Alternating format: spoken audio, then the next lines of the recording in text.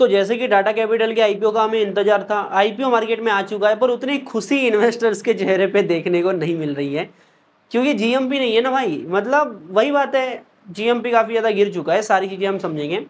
पर हमें यह समझना पड़ेगा क्या वैल्यूएशन वाइज कंपनी बढ़िया देखने को मिल रही है या फिर नहीं, कुछ इन्वेस्टमेंट प्लान यहाँ पर बन रहा है या फिर नहीं। हो सकता है कि अगर वैल्यूएशन बढ़िया हो और 13 तारीख को लिस्ट होने वाला है, तब तक मार्केट कंडीशन सुधर जाए तो कुछ थोड़ा बहुत तो प्रॉफिट हो जाए, तो ये भी अगर चांसेस बन रहे हैं तो इस वीडियो में हम समझने वाले। कुल मिला के मुद्दा ये है, अगर आप लॉन्ग टर्म के लिए सोच रहे हो या फिर ओनली आईपीओ के लिए सोच रहे हो, तो कंपनी का पूरा लेखा जोखा, पूरा वैल्यूएशन एनालिसिस हम इस वीडियो में करने वाले हैं। तो वीडियो को स्टार्टिंग से एंड तक पूरा देख लेना। बाकी वीडियो को लाइक नहीं किया तो लाइक के बटन को दबा दो, तोड़ दो, मरोड़ दो, सीधा मैं आपको वीडियो में लेके चलता हूँ। स्टार्ट करते हैं अपन बेसिक डिटेल के साथ में। आईपीओ का इशू साइज है 15,511 करोड़ का। पहले बोला जा रहा था कि 17,000 करोड़ का ये आईपीओ होगा, जो कि फाइनली कंपनी ने प्राइस बैंड डाउन कर दिया और अभी 15,511 करोड़ का आईपीओ देखने को मिल रहा है। अभी साइज कट गया, मतलब वैल्यूएशन कट गया, फिर भी कहीं ना कहीं जीएमपी नहीं देखने को मिल रहा है। तो आप सोच सकते हो अगर 17,000 करोड़ का आईपीओ आता तो मतलब क्या ही बोले, ठीक है। तो ये कॉम्बिनेशन होने वाला है फ्रेश इशू और ओएफएस का। तो जहां पर फ्रेश इशू कंपनी कर रही है 21 करोड़ इक्विटी शेयर्स का।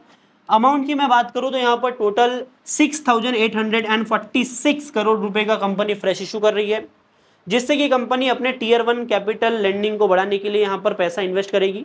साथ में ये लेंडिंग ग्रोथ लाने के लिए भी इस पैसे को, फ्रेश कैपिटल को यूज करने वाली है। वहीं पर हम ओएफएस की बात करें तो 8665 करोड़, मतलब 8,665 करोड़ का यहाँ पर होने वाला है ओएफएस, जिस ओएफएस के थ्रू कंपनी के प्रमोटर्स अपने प्रमोटर इक्विटी को डाइल्यूट करने वाले हैं। डाइल्यूशन की बात करें तो लगभग 1.21% का यहाँ पर प्रमोटर होल्डिंग डाइल्यूशन हमको देखने को मिल रहा है। देखो सीधी और साफ बात यह है कि टाटा कैपिटल मार्केट में लिस्ट इसीलिए हो रही है क्योंकि ये अपर लेयर एनबीएफसी है और आरबीआई के मैंडेट के हिसाब से इनको जो डेडलाइन मिली थी वो 31 सितंबर की मिली थी, लेकिन ये थोड़ा लेट हो गए तो वहां पर इनको एक्सटेंशन भी मिला था। तो कुल मिला के इनको मार्केट में लिस्ट होना था आरबीआई के मैंडेट के अकॉर्डिंग। साथ में इनको अपने प्रमोटर इक्विटी को डाइल्यूट भी करना था, तो जिसके थ्रू ये 11.21% की जो प्रमोटर इक्विटी है उसको डाइल्यूट कर रहे हैं, ठीक है। बाकी आईपीओ की टाइमलाइन क्लियर कर लेते हैं। 6 अक्टूबर को आईपीओ मार्केट में ओपन हो रहा है, 8 अक्टूबर तक हम इसमें अप्लाई कर सकते हैं, 9 अक्टूबर को इसका अलॉटमेंट का बेसिस क्लियर होगा और 13 तारीख को ये जो आईपीओ है मार्केट में लिस्ट होने वाला है।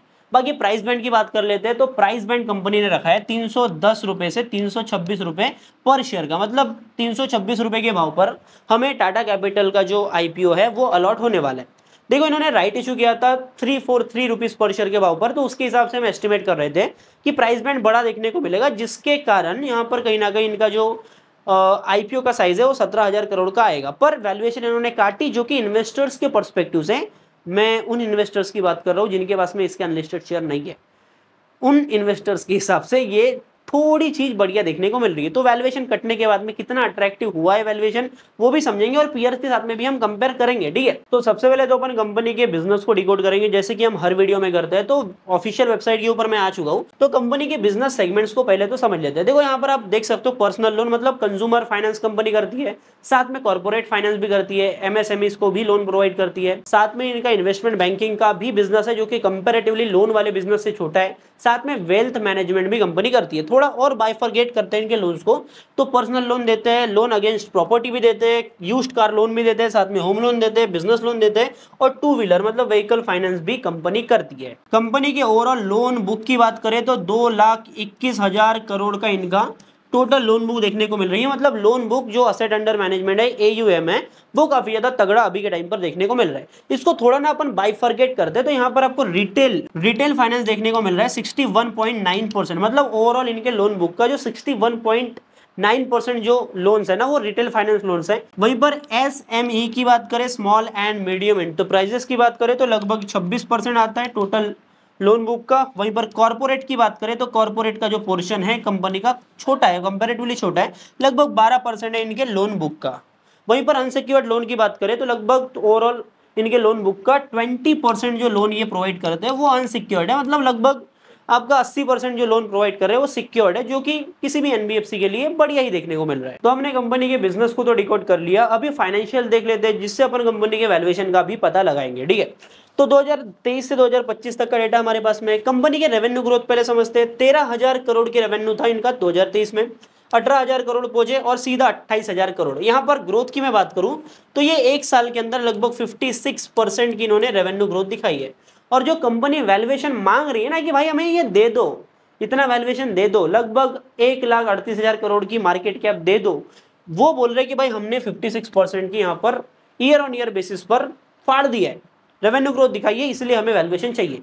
एक तो ये रीजन हो सकता है। दूसरा ये रीजन है कि भाई हम तो टाटा है जी, हमारे नाम के आगे लिखा है टाटा, टाटा कैपिटल है अपन, हम कोई बजाज फाइनेंस नहीं है, हम श्रीराम फाइनेंस नहीं है, हमें टाटा कैपिटल, इसलिए हमें वैल्यूएशन दे दो। ये रीजन हो सकते हैं, जस्ट बोल रहा हूं मैं, ठीक है। हाँ, तो आगे आते हैं। 28,000 करोड़ का इनका यहाँ पर रेवेन्यू देखने को मिल रहा है लेटेस्ट ईयर का।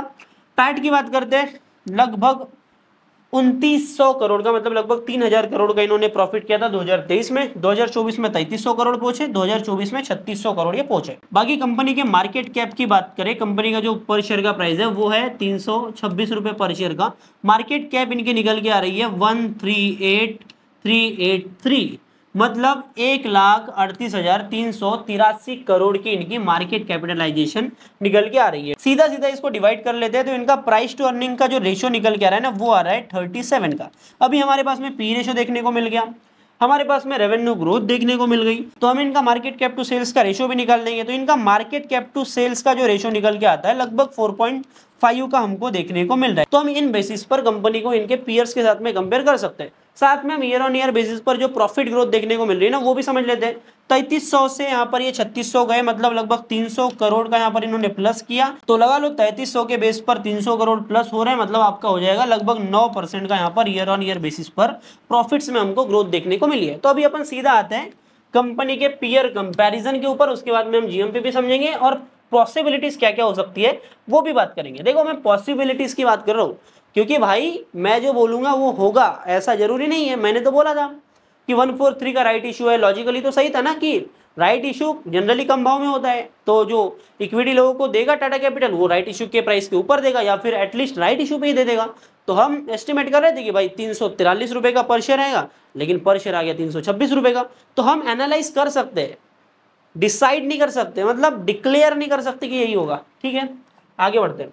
तो मैं श्रीराम फाइनेंस खोल लिया हूं स्कैनेक्स के ऊपर, जहां पर अपन आ रहे हैं पीयर कंपैरिजन के ऊपर। यहां पर सभी का डेटा लेखा जोखा मिल जाएगा। मैक्सिमम यहां पर अपर लेयर एनबीएफसी देखने को मिल रही है और मैं यहां पर 2 ही अपर लेयर एनबीएफसी के साथ में कंपेयर करूंगा क्योंकि बाकी से कंपेयर करना लॉजिकल नहीं है। पहला है हमारा बजाज फाइनेंस, काफी बढ़िया कंपनी है। दूसरा है हमारा श्रीराम फाइनेंस। ठीक है, तो आप सबसे पहले तो पी रेशो देखो, 37 का हमारा पी रेशो देखने को मिल रहा है, मतलब महंगा वैल्यूएशन है। मतलब जो कंपनी जिस भाव पर शेयर्स बेच रही है वो पी रेशो में बोल रहा हूँ 37 का। सबसे महंगी बोला जाता है जो कंपनी महंगा वैल्यूएशन मिलता है वो है बजाज फाइनेंस, जनरली अभी तक जो होता आ रहा है 35 के पी पर है। श्रीराम फाइनेंस 14 की पी पर है। अभी हम ये थोड़ा डिकोड करते हैं कि बजाज फाइनेंस जो है वो थोड़ा महंगे वैल्यूएशन पे क्यों है। आप यहाँ per year on year basis पर ग्रोथ देख लोगे ना, आपको क्लियरली समझ में आ जाएगा। 19% की ग्रोथ कर रहा है श्रीराम फाइनेंस, बजाज फाइनेंस कर रहा है 26% की ग्रोथ। ठीक है, समझ में आ गया ना, क्लियर डिफरेंस देखने को मिल रहा है, इसलिए मार्केट वैल्यूएशन दे रहा है बजाज फाइनेंस को, क्योंकि जो ग्रोथ का जो ट्रैक्शन है, ग्रोथ में जो तेजी है वो हमको बजाज फाइनेंस में देखने को मिल रही है। अभी आप बोलोगे बजाज फाइनेंस क्या बता रहे भाई, टाटा कैपिटल बता ना। टाटा कैपिटल भी बताता हूँ। श्रीराम फाइनेंस देखो, पहले ईयर ऑन ईयर की प्रॉफिट ग्रोथ मात्र 6% की है और वहीं पर बजाज फाइनेंस में 21% की ईयर ऑन ईयर बेसिस पर प्रॉफिट ग्रोथ देखने को मिल रही है। तो फिर मार्केट देगा ना वैल्यूएशन हाई बजाज फाइनेंस को, क्योंकि बजाज फाइनेंस श्रीराम फाइनेंस के कंपेयर में तेजी से ग्रो कर पा रहा है। ठीक है, तो अभी हम समझते हैं कि टाटा कैपिटल कहां स्टैंड करता है। ईयर ऑन ईयर बेसिस पर जो रेवेन्यू ग्रोथ है टाटा कैपिटल की, वहां पर हमको 56% की ग्रोथ देखने को मिल रही है। 28,000 करोड़ का इन्होंने रेवेन्यू किया था, जहां से 28,300 करोड़ जो रेवेन्यू है ना वो प्रॉपर अदर इनकम से नहीं है, वो प्रॉपर आया ऑपरेशनल इनकम से, मतलब बिजनेस से है। मतलब कहीं ना कहीं कंपनी ग्रो तो कर रही है। और मैं बोला भी था कि जो इन्होंने रेवेन्यू ग्रोथ दिखाई है इसके ऊपर ही ये कहीं ना कहीं वैल्यूएशन मांग रहे हैं, तो वो ठीक है। साथ में अपन पैट की बात करते हैं, प्रॉफिट आफ्टर टैक्स की बात करते हैं, तो ईयर ऑन ईयर बेसिस पर प्रॉफिट ग्रोथ बजाज फाइनेंस की 21% की लगभग 22% की दिख रही है, वहीं पर 9% की ही प्रॉफिट ग्रोथ हमको टाटा कैपिटल के केस में देखने को मिल रही है। पर टाटा कैपिटल तो टाटा की कंपनी है, तो टाटा के नाम पर टाटा कैपिटल को वैल्यूएशन एक्स्ट्रा मिलेगा, इस चीज को हम कंसिडर करते हैं। फिर भी जो 37 का प्राइस टू अर्निंग रेशियो है वो सस्ता नहीं दिख रहा है, वो कहीं ना कहीं फेयरली वैल्यूड ही दिखाई दे रहा है। क्योंकि अगर इन्वेस्टर्स को प्रॉफिट चाहिए तो 37 के पी पर कंपनी आईपीओ लेकर के आई है, पर अगर इन्वेस्टर्स को इनकेस प्रॉफिट हो जाता है तो ये जो शेयर ट्रेड होगा, मतलब शेयर को ट्रेड होना पड़ेगा 40 के पी के ऊपर, जो कि वैल्यूएशन वाइज महंगा देखने को मिल रहा है। बाकी टाटा का ना शेयर चल जाता, मतलब मार्केट कंडीशन अभी वैसे नहीं है ना, मार्केट कंडीशन अगर बेटर रहती, अगर हम अपने ऑल टाइम हाई पर रहते, मार्केट का ट्रैक्शन ऐसा रहता, साइडवेज नहीं रहता मार्केट, तो ये भी वैल्यूएशन हजम हो जाता, साथ में जो बज रहता ना टाटा के नाम पर, उसके चलते इनको प्रीमियम भी बहुत ज्यादा मिल जाता था। ठीक है, बाकी अभी फाइनल डिसीजन के ऊपर आते हैं अपन। ठीक है, अभी के टाइम पर सीधी और साफ बात 11 रुपए पर शेयर का जीएमपी इनका चल रहा है, लगभग कितना है 11.5, 11.5 रुपए पर शेयर का जीएमपी चल रहा है, मतलब 4% का ग्रे मार्केट में प्रीमियम देखने को मिल रहा है। ठीक है, अभी सैटरडे संडे जब मैं ये वीडियो बना रहा हूँ, मार्केट खुलेगा, हो सकता है कि मार्केट ऊपर के साइड जाता हो दिखे। कुल मिला के टाटा कैपिटल में हमको 8 अक्टूबर तक का टाइम मिल रहा है अप्लाई करने का, तो हमें अभी से अपने डिसीजन तक नहीं पहुंचना है, क्योंकि कंपनी बढ़िया है और एक बार मार्केट रिकवर कर गया ना और जीएमपी में तेजी देखने को मिली, एटलीस्ट जो जीएमपी है वो 10% भी आता है तो मैं तैयार हूं इसमें अप्लाई करने के लिए।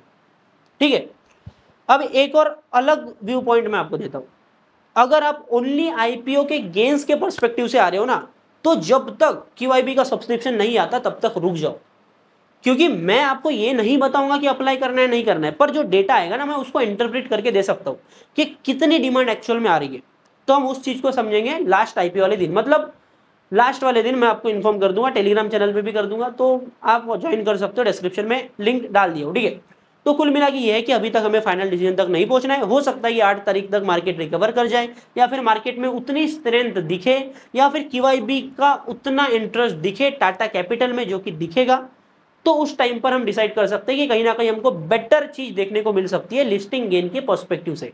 बाकी अगर आपको टाटा के ऊपर भरोसा है, कंपनी के ऊपर भरोसा है, लॉन्ग टर्म वाले हो, तो आप अपना देख सकते हो। बाकी ये चीजें भी हम आगे क्लियर करेंगे, क्योंकि अभी अपने पास में इनफ डेटा नहीं है सब्सक्रिप्शन का।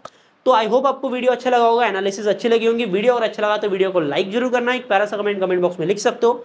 बाकी एलजी का भी आईपीओ साथ में आ रहा है, तो हम दोनों को कंपेयर भी करेंगे, एलजी का भी रिव्यू आने वाला है, तो चैनल को सब्सक्राइब कर लो, बेल आइकन को ऑल पे सेट कर लो, ताकि ऐसी अपडेट आपसे मिस ना हो। बाकी स्टॉक्स को एनालाइज करना है तो स्कैनेक्स है, स्कैनेक्स का भी लिंक है डिस्क्रिप्शन में, जाओ और एनालाइज कर सकते हो। मैं मिलता हूं आपसे अगले नए वीडियो में, तब तक के लिए बाय बाय, टाटा, जय हिंद, जय भारत।